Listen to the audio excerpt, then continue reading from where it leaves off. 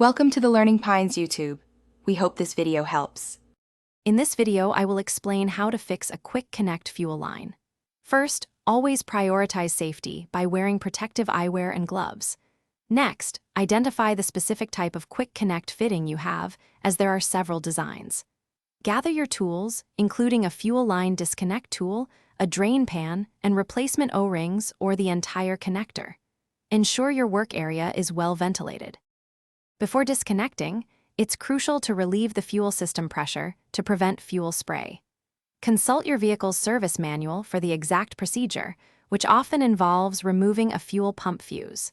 Place a drain pan beneath the connection point to catch any residual fuel. Then, use the appropriate quick disconnect tool to release the fitting, pulling it straight off the fuel rail or line.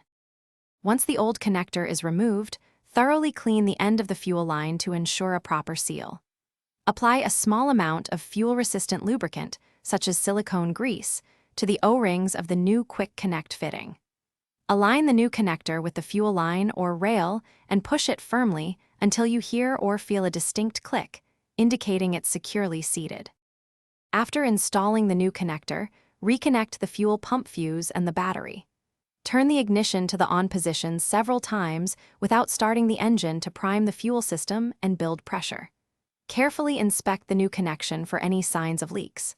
Finally, start the engine and let it run for a few minutes, rechecking for leaks and ensuring stable operation. Thanks for watching. Consider subscribing if we helped you.